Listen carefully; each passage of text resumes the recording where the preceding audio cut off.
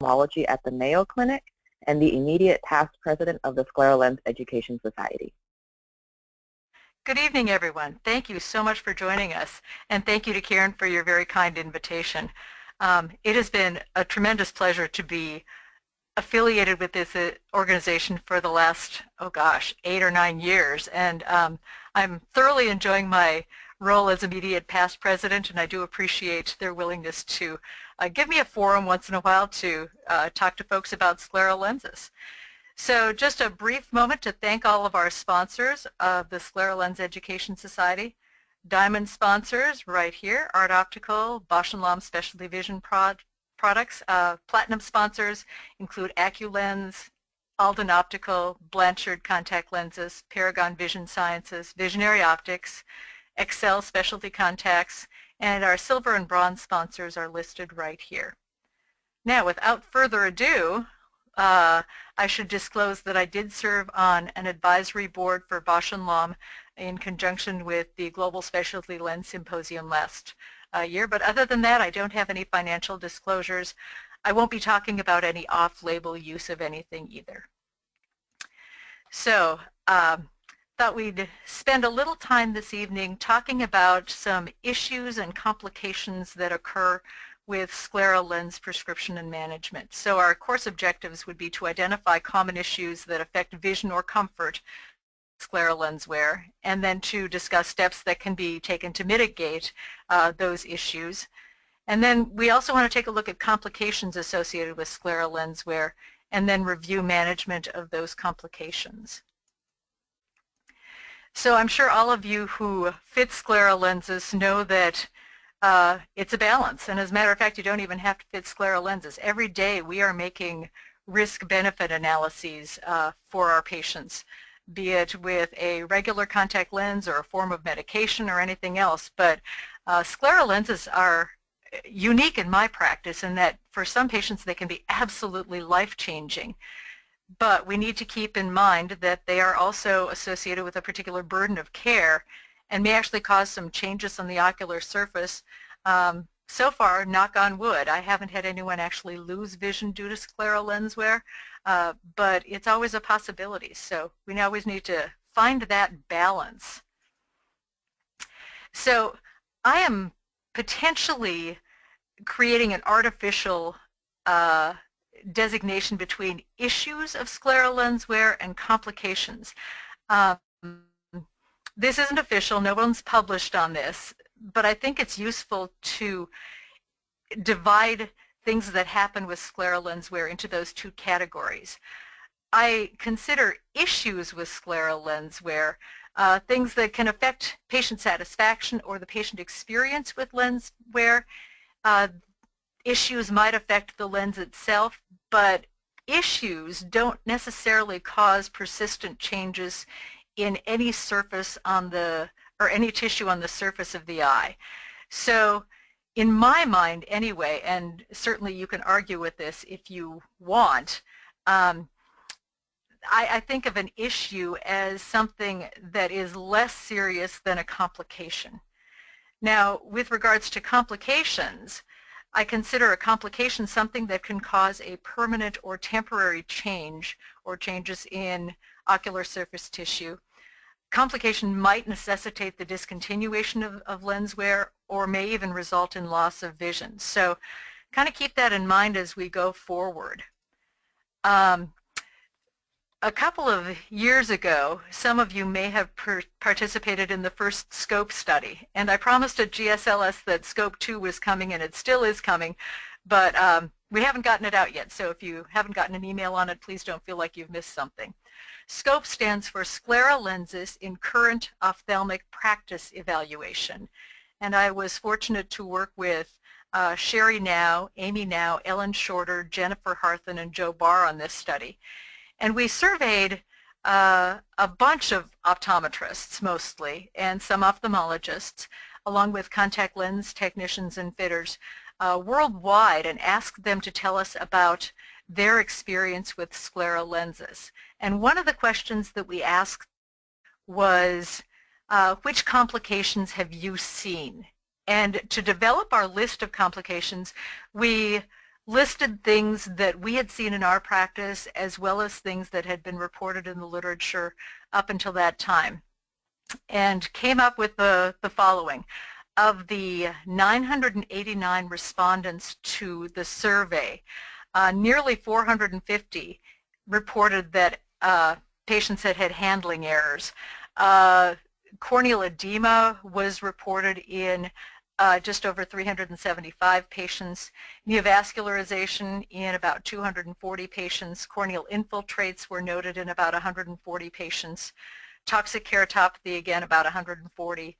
Giant papillary conjunctivitis was noted in a few patients. Microbial keratitis, fortunately, was only noted in about 70 patients. And I should mention, too, that between the nearly 1,000 respondents to this survey, about 84,000 scleral lens fits or patients were represented. So these numbers represent the number of patients who had experienced these various complications.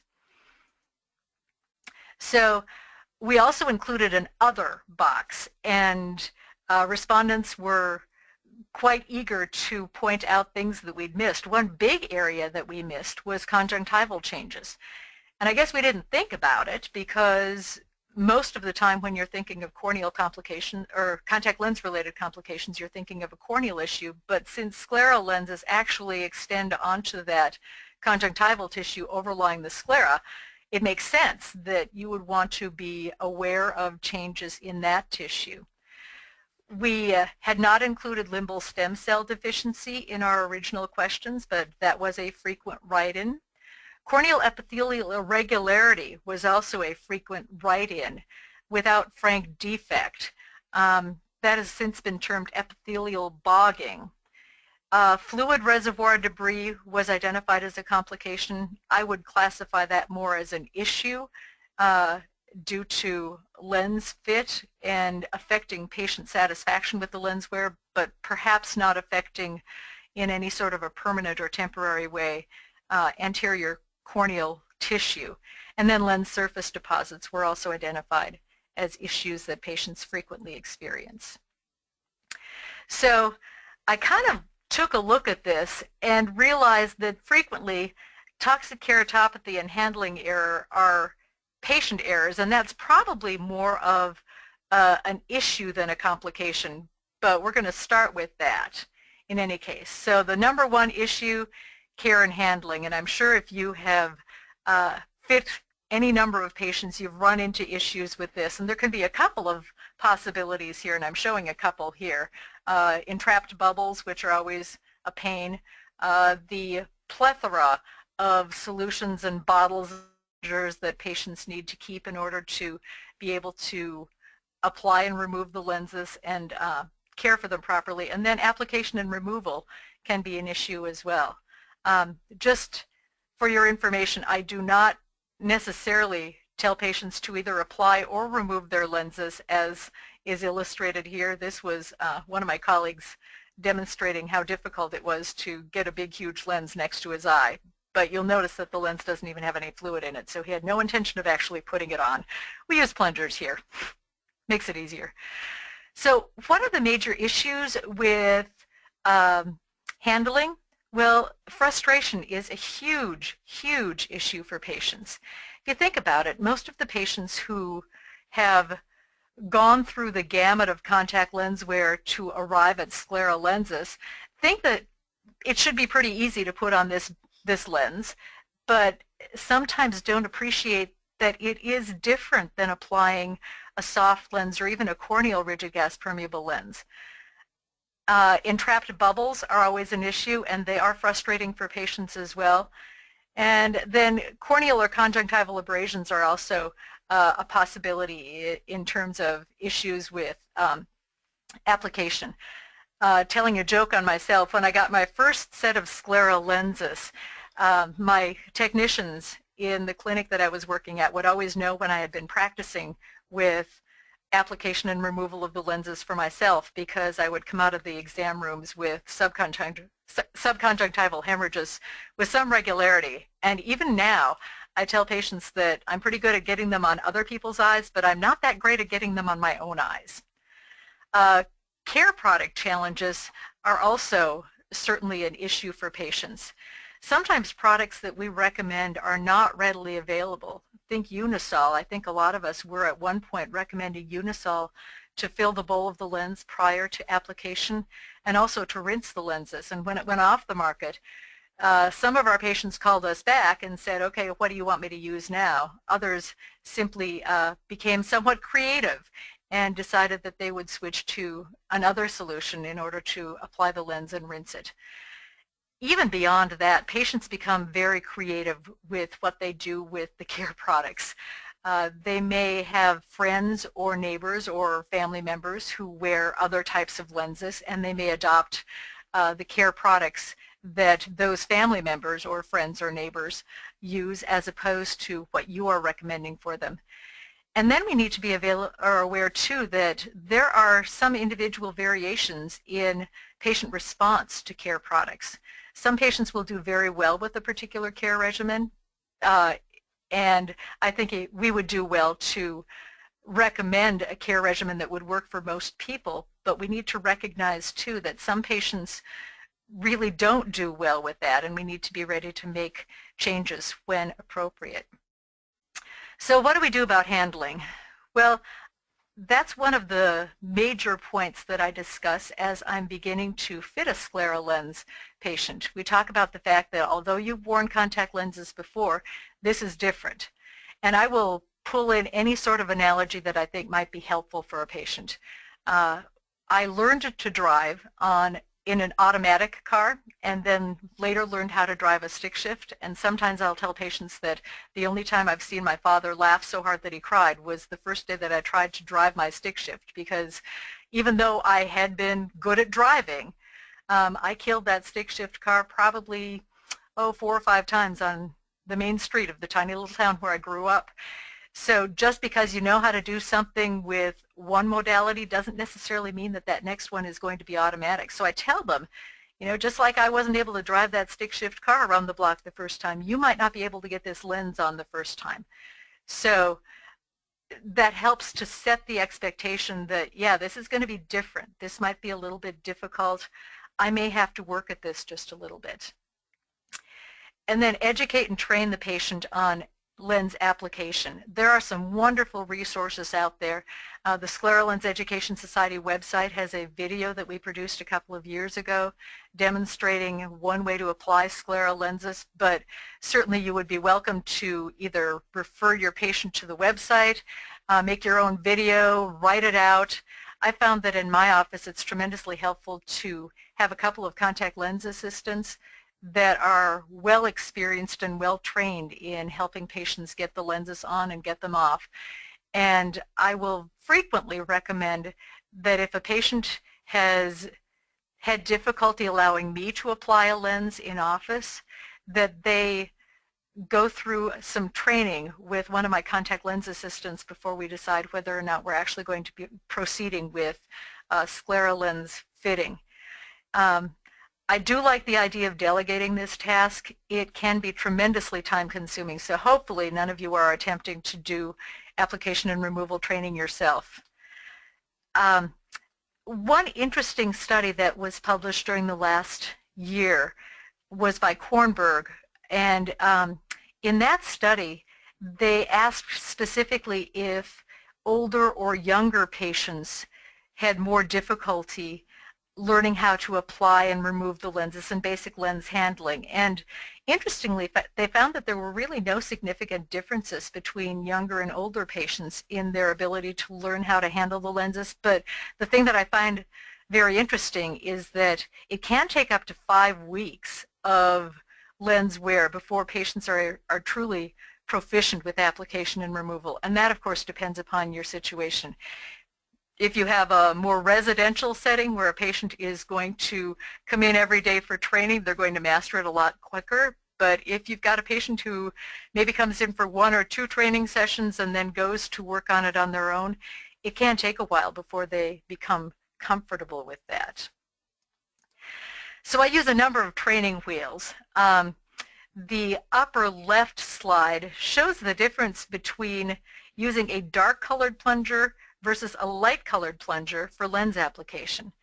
note the appearance of the hole in that dark plunger. It's really difficult to see. Most of my patients have some sort of eye disease that makes it difficult for them to see anyway. So attempting to make out the difference between the black center and the dark blue plunger is kind of tough. So very frequently I will make sure that we send patients home with light colored or white plungers because it's much easier to see the hole in the center. We talk sometimes about filling the bowl of the lens with a non-preserved saline product, but some patients really tip that lens on the way into the eye before they get a good sense of where that lens is.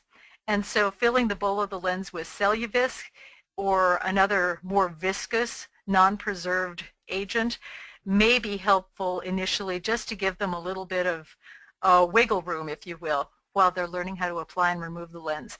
And then it doesn't have to be taken away all of a sudden.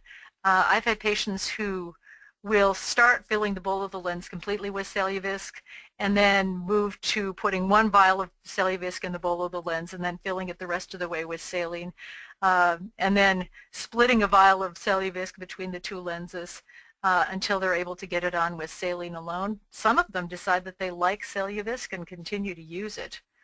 And then finally on the bottom left, the lighted plunger may work well for some patients too, and that is available through Dalsey Adaptives, D-A-L-S-E-Y Adaptives, and that just gives the patient a really good guide as to how to put that lens on. They basically just move the lens and the light towards their eye until it stabilizes. So other lens issues or lens-related issues are demonstrated here. We've got some post-lens fluid reservoir debris on the top left, lens deposits on the top right, and then the bottom is epithelial bogging. So lens issue number one. Post-lens fluid reservoir debris is the bane of a lot of patients' existence. And some patients are terrifically bothered by this, and other patients could have a lens that looked like this after a couple of hours and really not be bothered by it at all. So there is some variability in patient response to this. So what is it? Well, in 2014, Maria Walker, who is also part of the Scleral Lens Education Society board, did a lab analysis of Scleral Lens tear reservoir materials and discovered that the tear analysis showed the presence of protein in both clear and turbid fluid reservoirs. And lipid analysis suggested that the turbid reservoir may contain more lipid as opposed to protein. I think that this is a great opening salvo in determining what is causing that tear reservoir debris and what it may consist of, but I don't think it's the final answer. You know, if you think about things that it could possibly be, certainly it could be lipid. It could be debris from outside of the lens that is being pulled underneath the lens and then becomes entrapped. In some cases, particularly in patients who are wearing scleral lenses for ocular surface debris or disease, I wonder if the reservoir debris might actually be epithelial cells that were compromised and when you soak them in fluid become released into that fluid. So I think the jury is still out on exactly what that debris consists of, but that is certainly an area that could benefit from some additional study. So what can we do to minimize it? Well, it sort of depends upon where it's coming from. If we think that that debris is coming from outside of the lens, you could certainly adjust the limbal profile or the landings, decrease tear exchange. One of the advantages that it is frequently touted with regards to scleral lenses with toric flanges is that you can more closely mimic the shape of the sclera upon which the lenses are going to land and thus remove any channels where debris can work its way underneath the lens. You could also attempt to flush the lens with saline while the lens is on the eye. And this is not an idea that is unique to me. Chris Sint has been talking about this for some time. When you remove and replace the lens, you could actually cause some irritation and create more mucus. So simply directing a very strong stream of saline underneath the temporal edge of the lens might help flush some of that debris out. Now this, of course, would require that there be some space beneath that temporal flange that would actually allow for the introduction of fluid into that post-lens fluid reservoir. So I might have just contradicted myself between bullet points 1 and 2, saying that first of all you want a very close match and not any gaps, and secondly saying, well, maybe you want a little bit of a gap so that you can actually get some saline under there if you need to. Sometimes it helps to adjust the care regimen. I have most of my patients at this stage in the game on clear care as an overnight soaking solution or disinfection solution, but some patients don't do well with that. Some patients are very sensitive to even a couple of parts per million of unneutralized hydrogen peroxide. So some of my patients soak their lenses in conditioning solution overnight and rinse very well the next morning. On the other hand, I've had patients who have been using conditioning solutions that don't do well with that and need to move to a different care product. And in those cases, I'll frequently put them into a hydrogen peroxide care system. And then it may not be a bad idea to plan on one midday removal.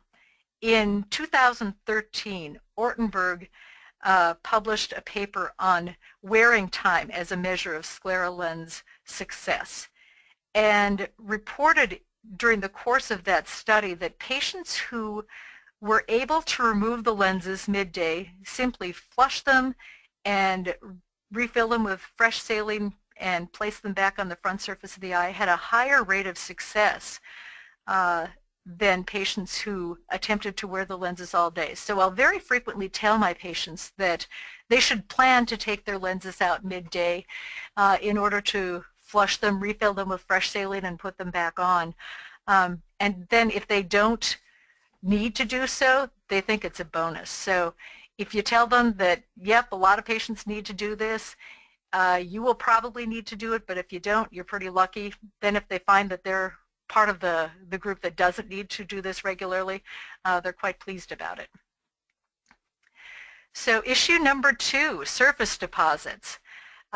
Getting better than it was, but it's by no means solved just yet. And you can see all kinds of lipid and protein depositing on the front surface of this lens. So again, what are they? Well, as of yet, nobody's done any formal analysis of them, but they certainly appear to be lipid-like in nature. They're very hydrophobic much of the time. We're on a bit of a teeter-totter here. We want higher decay materials, but when we get higher decay materials, they also tend to be a little bit more lipophilic. So as we're using these breathable materials, which we absolutely need to do, we could actually be predisposing wearers to those deposits. So what can we do about it?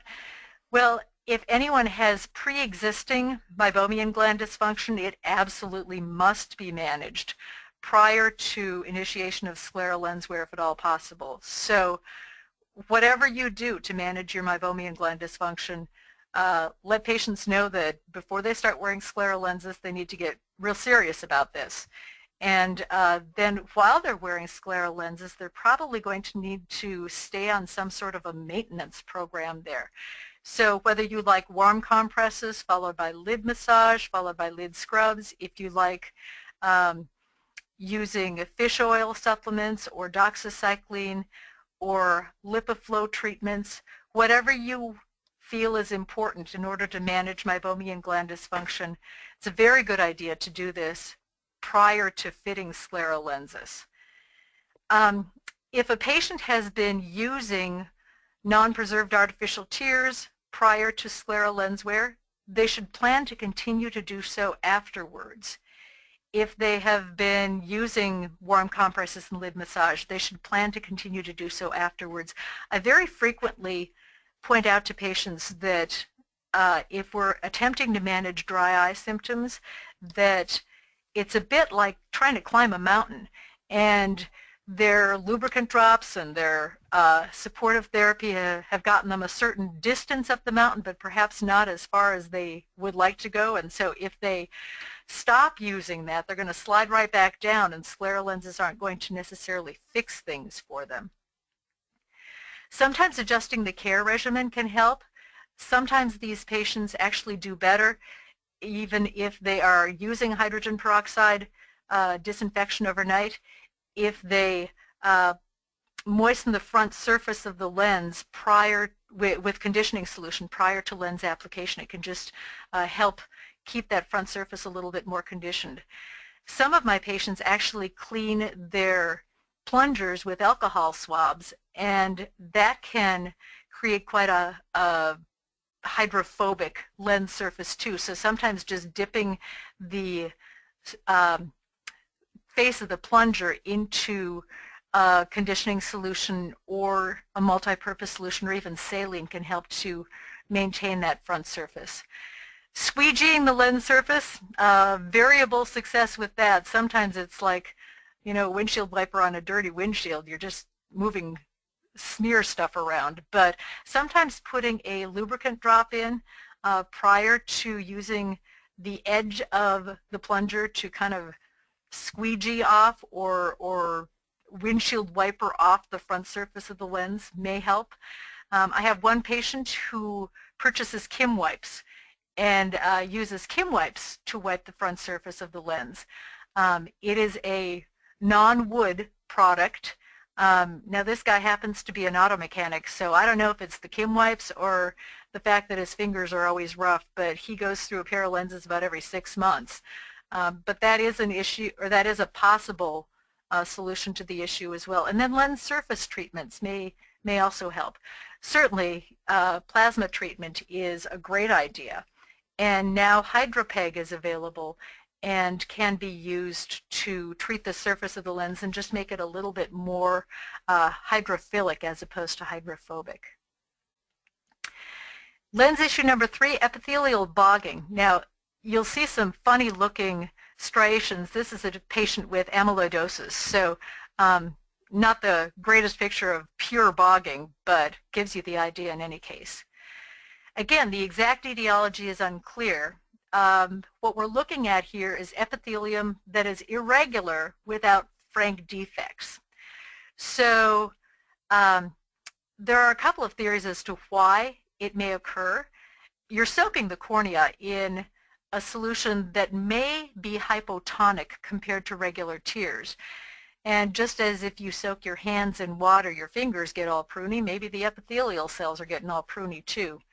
Could be lack of nutrients in that post-lens fluid reservoir, and the lid might actually be smoothing out epithelial cells when you are wearing, or when you're not wearing a scleral lens, or when you're wearing a soft lens or a rigid lens, because you'd actually have contact with the cornea.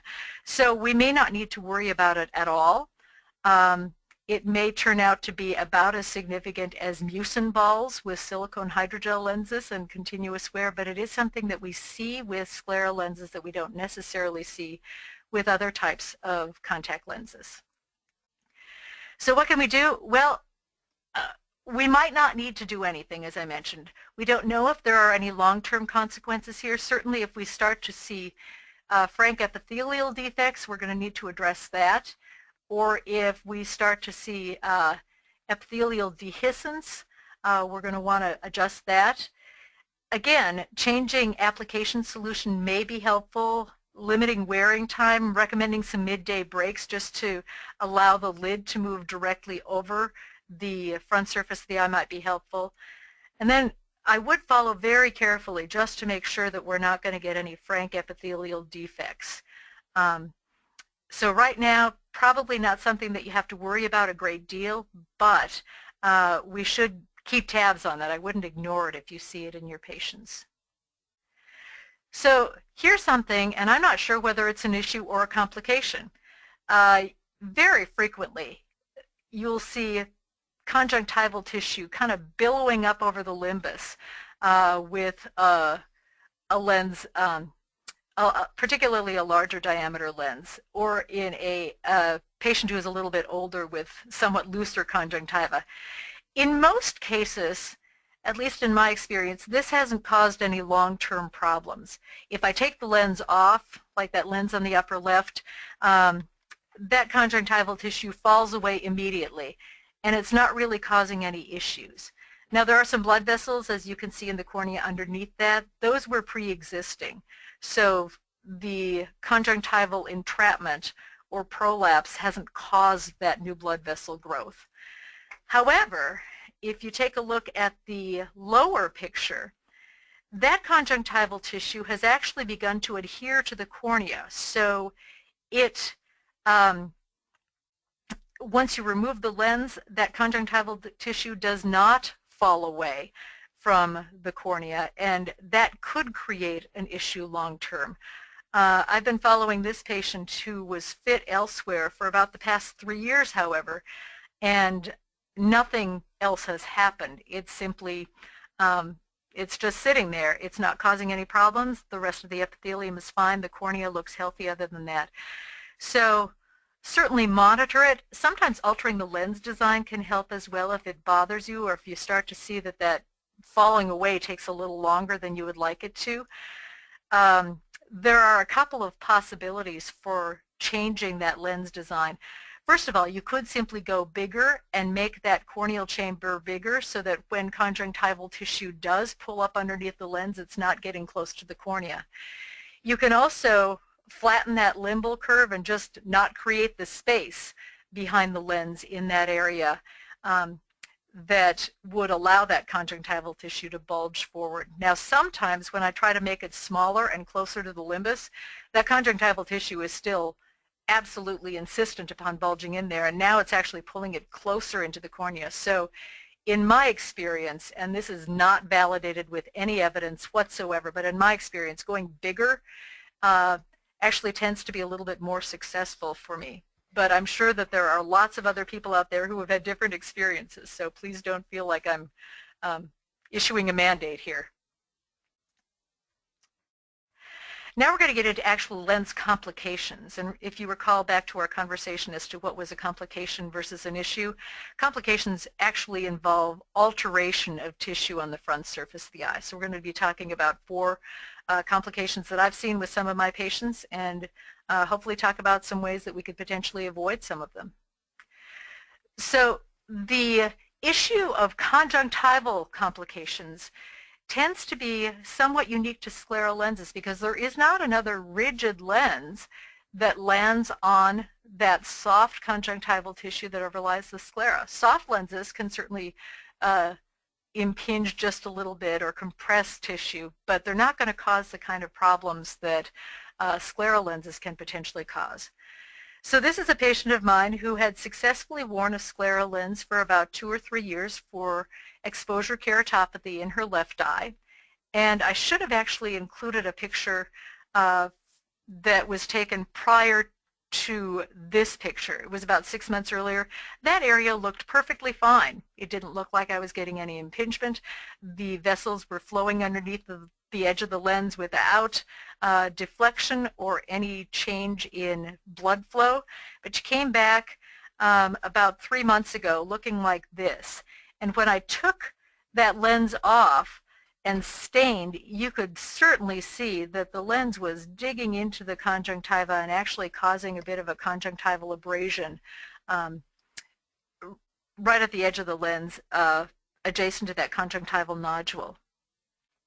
So why might this happen? Why would a lens that had been fitting perfectly well for a number of years suddenly cause this problem? Well, the conjunctival tissue is rather soft, and a scleral lens is rather rigid. And so when you place a rigid lens onto soft tissue, some of you might have experienced this already, eventually you're actually kind of able to see an impression ring of the lens into the conjunctival tissue even after the lens is removed. And that happens whether or not you've got any lens impingement. So it's kind of like putting your dresser on the carpet. Sooner or later you're going to get some compression into that carpet that may be somewhat permanent. And in many cases, this isn't a problem, but if there is an area that is focally a little bit lower, or a little higher, I'm sorry, it could cause some impingement or compression there. And that's what the bottom picture is illustrating.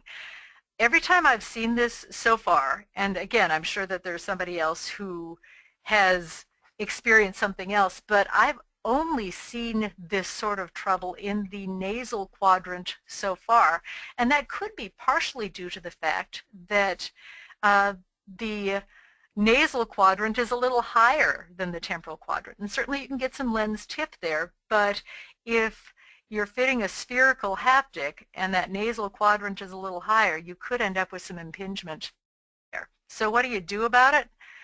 Well, first of all, we'd want to avoid it. We are finally beginning to listen to the brilliance of the Visser contact lens group in the Netherlands, who have been advocating the use of toric peripheral curves since 2006. They published one study in 2006 regarding patient satisfaction with toric peripheral curves, and then another study in 2013 that indicated the same thing. And as we learn more about scleral shape, it certainly makes sense that a toric peripheral curve might decrease the likelihood that you would see that sort of impingement. To manage, if the patient is able to go without the lens for a couple of days, that would be ideal. I have on occasion used a mild steroid if the inflammation is causing a lot of discomfort. I've also used a mild antibiotic if the impingement looks like it's caused considerable epithelial damage. And then refit into a lens of a different diameter or a different flange design. And again, you can argue you should go smaller, you should go larger here. I think either would work, but you want to move the edge of the lens off of the area that was compromised. Toric flange design here would be a great idea, just to lift a little bit in that area, even if it's only temporarily. But these do tend to resolve pretty well if you change the lens design just a little bit and get them calmed down. So it doesn't appear to be anything permanent, and it's probably nothing sight-threatening. Epitheliopathy is another thing to watch for in your scleral patients. And if you take a look here, there's just this really fine epithelial disruption underneath the scleral lens. And why might this happen? Well, reasons number 1 through 10. Usually a patient has switched to a preserved product to fill the lens. So they'll look at like the sensitized saline solution or any sort of a gentle sensitized saline, and I'm not meaning to pick on the Bausch & Lomb product specifically here. Some patients have even started filling their lenses with multi-purpose solution. And when you entrap the preservatives or other components of that solution next to the eye for hours on end, that can cause some epitheliopathy. So stress over and over and over again to your patients how important it is to use non-preserved products to fill the bowl of the lens, preferably non-preserved and non-buffered. Sometimes epithelial damage is actually caused by corneal touch, and it's tough to pick that up at times. We know that the lenses settle over time, but most of us don't keep the patients in our office for 8 hours in order to evaluate what truly happens over that 8 hours of lens wear. So you can take a look at a lens immediately after application, and then you can take a look at that lens 20 minutes later. You'll see anywhere from a 30 to a 50% decrease in the depth of the post-lens fluid reservoir. But unless you see the patient after they've been wearing that lens for 3, 4, 5, even 6 or 7 hours, you can't always tell what's happening to that lens at the very end of the day. So something that looks great at the beginning of the day might actually be riding on the cornea by the time the day is over. Sometimes epitheliopathy indicates that the patient isn't wearing the lens enough. For instance, in patients with exposure keratopathy, if they're wearing the lens for 3 or 4 hours a day, they're getting great protection during that time. But the cornea is exposed during the remaining 20 to 21 hours a day. So it could be that the patient simply needs to wear the lens more frequently. And sometimes the cornea is neurotrophic, and any little insult will begin to break down that epithelium. So be aware of the disease that you're treating there as well. And if exposure or neurotrophic keratopathy is suspected, you might actually ask the patient to wear the lens a bit more than they had been in the past. So what can we do? Well, assessing the pattern of epitheliopathy is helpful. If it's diffuse epitheliopathy, it's probably due to solution sensitivity or some sensitivity to a care product of some sort. If the epitheliopathy is in that classic whorl-like pattern, for instance, if you've got a patient with keratoconus and they take the lens off and you see that whorl-like pattern, it means that something's touching. The back of the lens is now touching the front of the eye, and you may want to add a little bit more clearance there. Review the care products again and adjust if necessary. This is where you get to get creative. I have had patients using the single-use bombs of saline and developing epitheliopathy and couldn't figure out why until I realized, oh, you're soaking the lens in conditioning solution overnight. Well, maybe we need to switch you to clear care. Or patients who've been using clear care who may be very sensitive to just a couple of parts per million of hydrogen peroxide. I've actually switched a couple of patients into a soft lens multi-purpose solution with the instruction to rinse very well before they place the lens on the eye. So sometimes you need to get a little bit creative about this. And then certainly if there is any possibility that that lens is touching the cornea and causing epithelial defects, you'd want to refit to reduce the likelihood of that corneal touch. So this is not one of my proud patients, but hypoxia-related complications are certainly a possibility. This is a patient who had undergone refractive surgery, had seen a number of eye care providers before he came to see me. I fit him in a scleral lens. He never came back for follow-up until 3 years later when he showed up looking kind of like this. You can see florid neovascularization all the way over the cornea. And this is certainly something that we would like to avoid if we possibly can.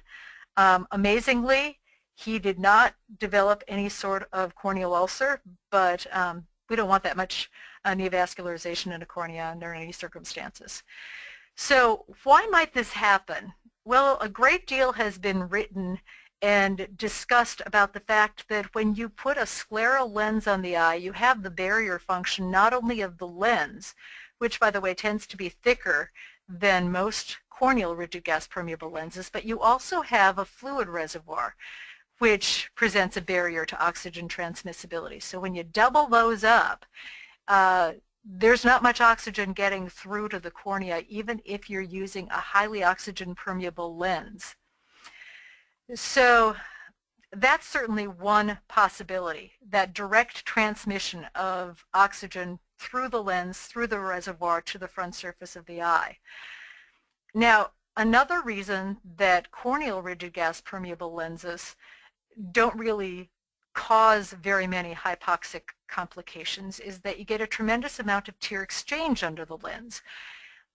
Estimates are that about 20% of that tear reservoir behind a corneal rigid gas permeable lens gets exchanged with every blink. So every time a patient wearing a corneal lens blinks, you're getting, you're flushing out tears that may contain corneal metabolic waste products, and you're introducing tears that are freshly oxygenated.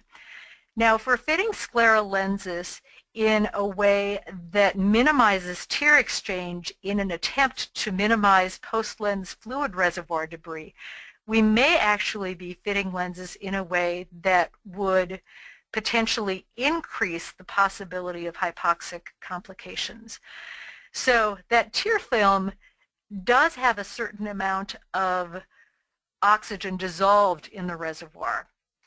But over time, that oxygen is depleted, and not only is that oxygen depleted, but the corneal cells continue to do what they do. They're little engines. They metabolize oxygen and they release waste products, and those waste products are released into that reservoir. So you could end up with a pretty toxic environment back there. It's what Rob Reese used to call a toxic swamp.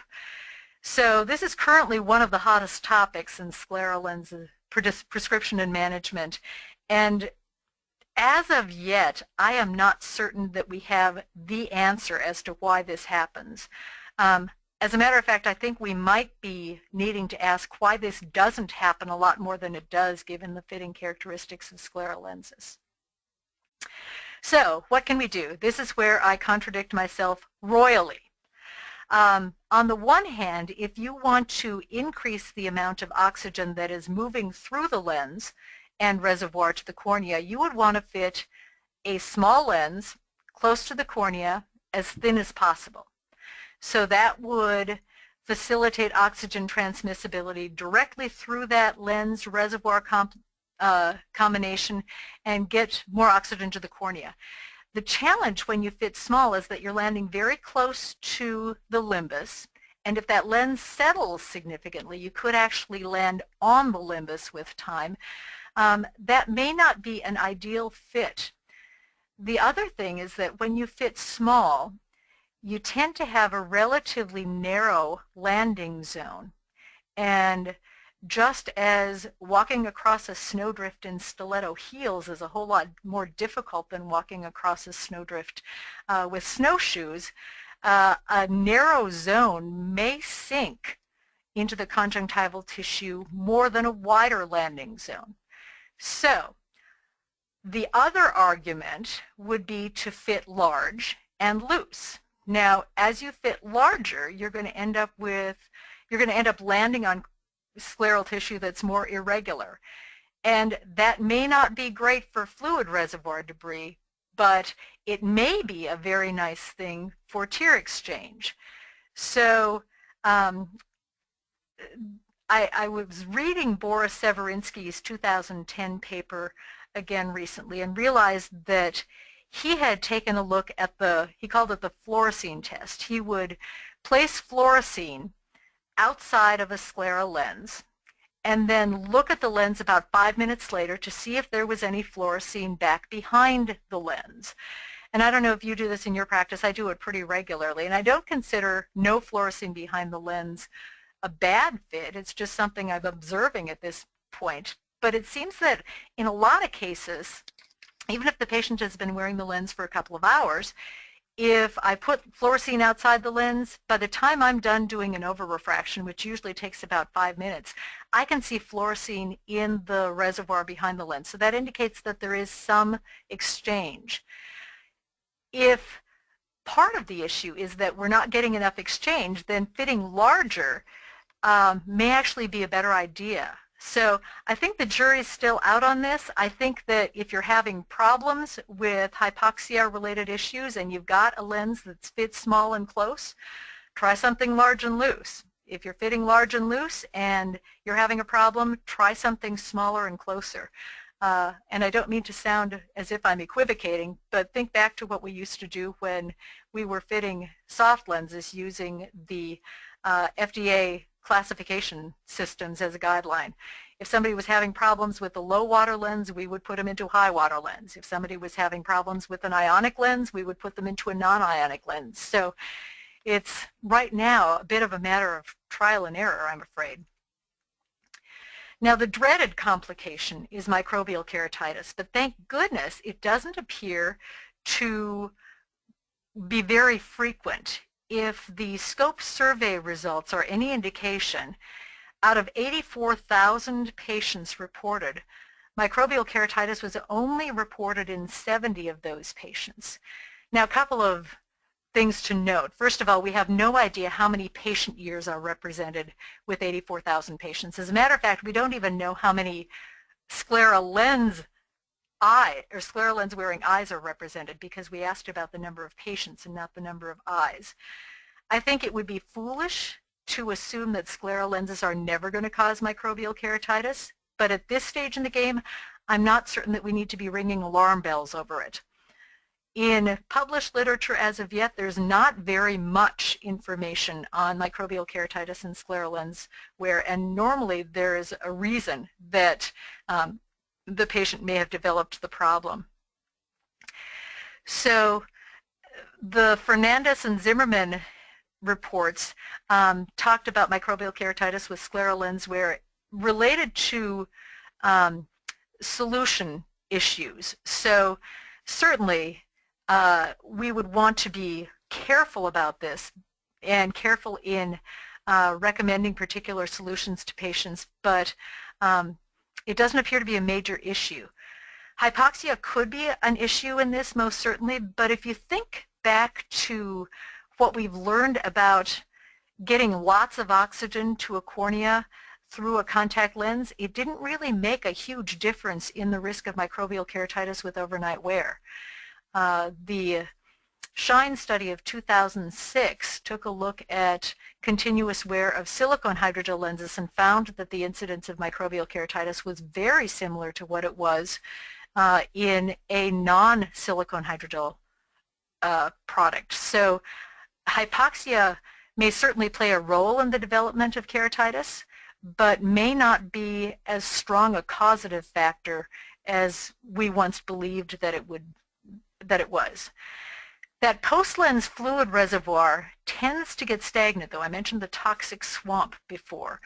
And so it could be that by removing the lens, refilling with fresh saline, replacing it once during the course of the day, you may be reducing the risk of problems. You also want to make sure that the patient is not behaving in any sort of a way that could contaminate care products.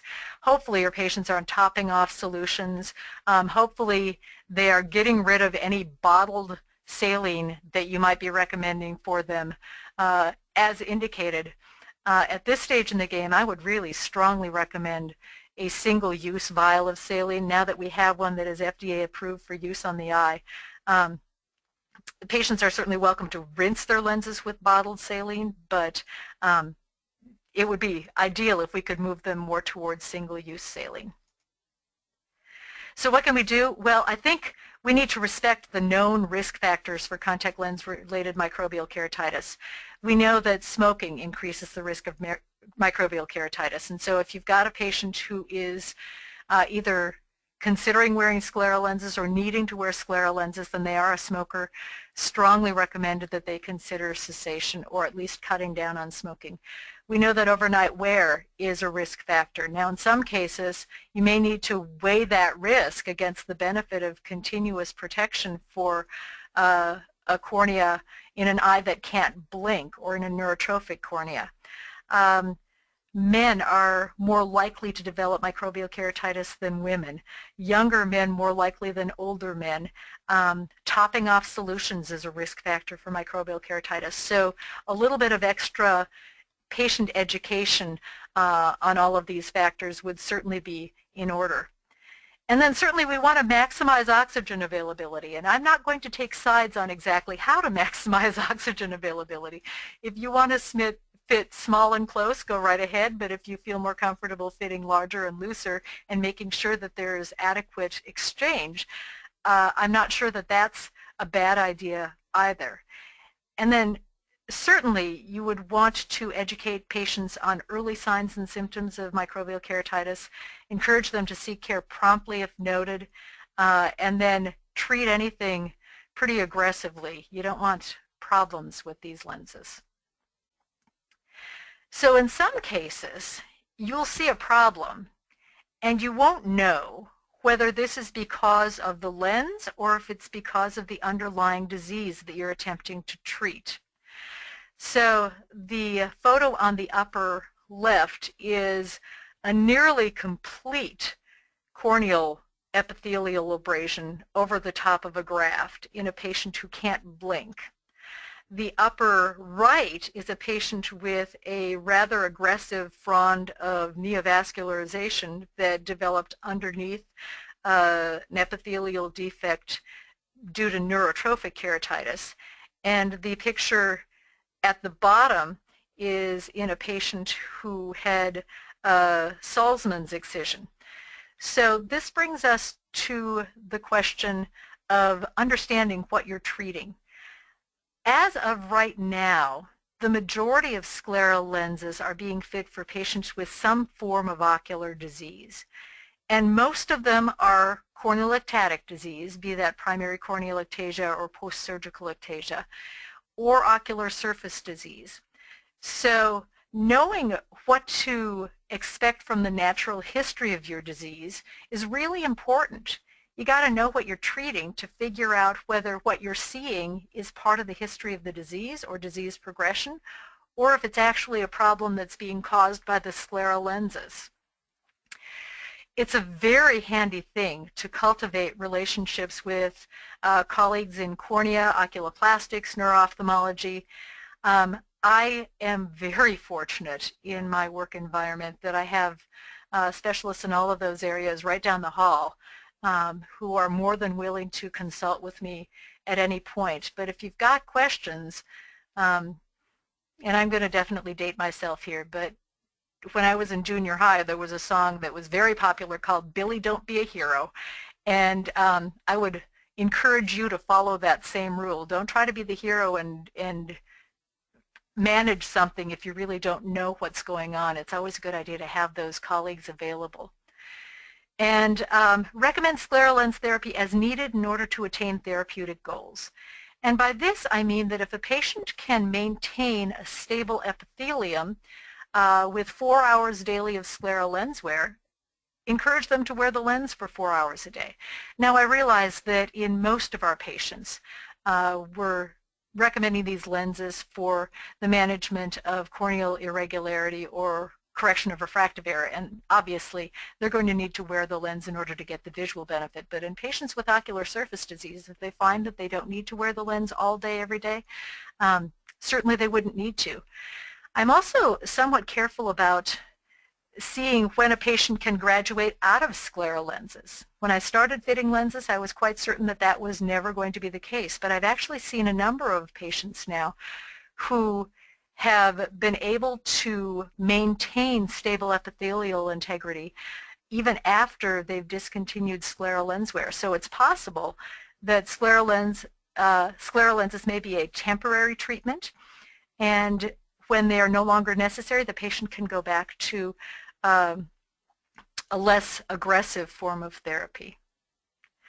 So one final thought, one of my colleagues in retina here was pretty excited about the possibility of anti-VEGF agents when they were first starting to be developed back some years ago. So Colin McCannell once said at an optometry conference we had in Rochester here, when you have a shiny new hammer, suddenly everything starts to look like a nail. And he said this meaning that when you've got this new compound that can potentially stop new blood vessel growths, all of a sudden you want to start treating everything with this.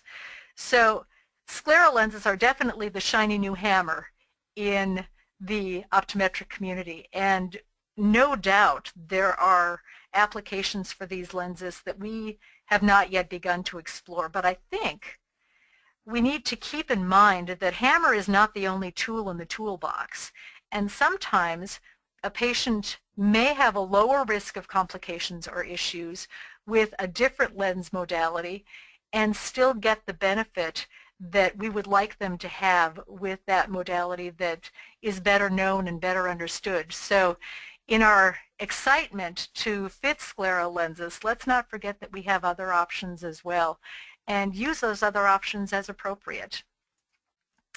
So I want to thank you very much for your attention, and I think we've got time for a couple of questions. That was awesome, Muriel. So we do have actually a lot of questions tonight. Oh my goodness. Okay. Before we start with the questions, one of the attendees actually said that he recommends Serene Extra Strength Daily Cleaner, Serene spelled S-E-R-E-I-N-E, for the front surface deposits, and he just tells his patients to clean the front surface with it and to rinse it really well before using the lens. Yeah. And so now on to our questions. One of the first ones was which patients would you feel are contraindicated for scleral lens wear? Oh, that's a good question. Kind of goes back to my shiny hammer and toolbox question, doesn't it? Mhm. Patients who are not able to put the lenses on and take them off, and I know that sounds kind of stupid, but I had one patient that I'm thinking of who would have been a fabulous, fabulous, fabulous candidate for scleral lenses. He had exposure keratopathy, kept breaking down despite gold weights and amniotic membrane grafts. You know, as soon as we took the Procera off, he'd break down again. He would have been a really good candidate for scleral lens wear, but could not put the thing on. So that is a contraindication. If he can't get it on without damaging himself, then we should probably not do it. If a patient can be adequately managed with another lens option, I'd certainly try the simple thing first. Maybe I'm a bit of a simplistic person in that way, but you know, if somebody can get the benefit they need with a bandage soft lens, I'm not going to fit them in a scleral. If somebody who has keratoconus can get good vision and comfort with a corneal lens, I'm not necessarily going to put that person in a scleral lens either. If somebody is in an environment where they're not able to keep a scleral lens clean, I would hesitate to put them in a lens. If somebody has demonstrated in the past that they cannot follow your instructions for lens care and maintenance, I'd be very hesitant to put that patient in a scleral lens. So I think there's lots of things I haven't even thought of that would be great indications for lenses, but I've started to become a little bit more conservative in my management and my recommendation for sclerals. I like them to try other things first. I hope that addressed the question in some way. That's great. We have two questions here that are kind of linked together, so I'll ask them at the same time. One person said they have a patient that felt a burning sensation with the Adipac solutions and with Unisol and asked what you would recommend they fill with. And another person had asked, do you recommend putting Optive preservative-free tears in the tear chamber? I'm a little free and easy when it comes to what the patient uses to fill the bowl of the lens prior to application. Now, I usually start with Lacropure. That is the solution that has been FDA approved for use in the eye. And so whenever I can do something on label as opposed to off label, I would prefer to do that. It's non-preserved, it's non-buffered, and so I'd certainly start with that. However, if that doesn't work or if the patient is having problems with it, Celluvisc, Optive is a possibility. If you're going to do something other than saline, I'd make sure that you follow the patient within a couple of weeks just to make sure you're not causing any sort of epitheliopathy with whatever you're having them fill the bowl of the lens with. But really, if it's non-preserved and they haven't done well with your standard non-preserved saline, anything is worth a try. As I mentioned earlier, sometimes you need to be a little bit creative in order to manage a particular patient. So kind of interesting that that patient was sensitive or noticed stinging with a non-preserved saline. And I'd certainly try the Lacropure first, but if that doesn't do the trick, then yeah, get a little creative, but watch carefully.